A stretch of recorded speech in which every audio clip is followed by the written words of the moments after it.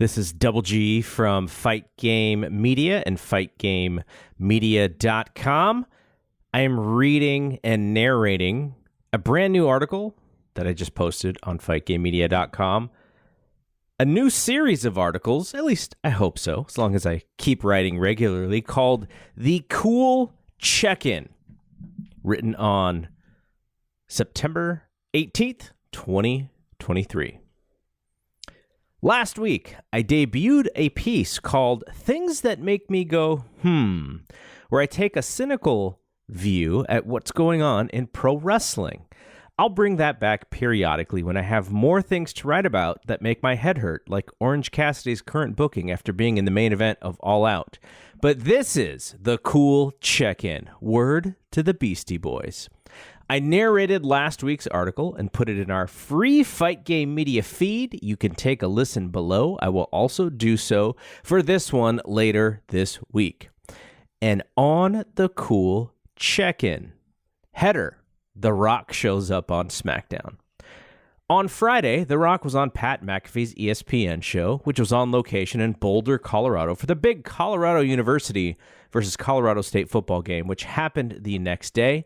Coach Prime, one Deion Sanders, was interviewed, and The Rock showed up as well. My spidey senses, along with everyone else's who put two and two together, that SmackDown was in Denver later that night, started to tingle, and I was pretty sure that Pat was going to show up on SmackDown. But would The Rock? And if so, why? When The Rock was being interviewed, he talked about a match idea with Roman Reigns being locked in for WrestleMania 39, though it eventually didn't happen. All of a sudden, the possibility increased, but there was still a wonder of why. Roman Reigns wasn't scheduled to be on the show. Being on the West Coast, I don't get to watch SmackDown until 8 p.m. Pacific. Hulu Live doesn't have an East Coast feed for Fox, and I'm not about to watch commercials by logging into Fox's website. But when The Rock showed up at SmackDown to help out his buddy Pat, I heard from several people who don't normally watch wrestling. He brought the lapsed fans back, at least for 20 minutes. Does this mean that The Rock is ready to do business again with Roman Reigns since he mentioned the match on McAfee? Is he looking to do something now that he has some extra time with all the strikes going on in Hollywood? Or was this just a one-time thing because of being on McAfee's show? My sense is that he's interested in finally doing the long-awaited match with Roman Reigns. The Bloodline storyline is still ongoing, and who better to check Roman for his head-of-table status than The Rock? But my main question is about the Hollywood strikes. What if they end?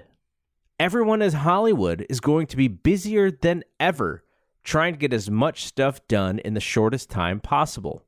That could eliminate the idea that he'd be available for whatever this locked-in idea they had. Coming back to WWE could do him some good for sure. After the disaster that was Black Adam, Young Rock being canceled, and having to go back to the Fast and Furious franchise after saying he was done, there is some goodwill to be had. And let's not forget that the XFL is coming back for year 2. A little bit of WWE back-scratching can help get more interest into the league. I still have more questions than we have answers, and based off his SmackDown appearance, everything will be kept as a surprise anyway. I'm skeptical, but interested. Header: Jade Cargill to WWE or NXT? After last Wednesday's AEW television taping, word immediately hit the street that Jade Cargill was probably done with AEW and might be headed to WWE. A recent report suggests that she'll be at the WWE Performance Center this week. If she's ready to go all in, WWE is the perfect place for Jade. She has the single greatest look in the history of women's wrestling, built like a sculpted superhero. You don't need CGI graphics for Jade. But in order to work in WWE, you have to be a lifer. You also might have to give up some of your independence as far as your side gigs are concerned. On her Instagram biography, she states, quote, A woman who knows her worth is a dangerous thing. End quote. That will be tested here. On the side of WWE, she's a 100% no-doubter if she's game. But will her lack of in-ring experience give WWE cold feet and take her through the NXT route? It's the safer route for sure. She can work at the Performance Center and train and have lots of practice matches while not being on the road.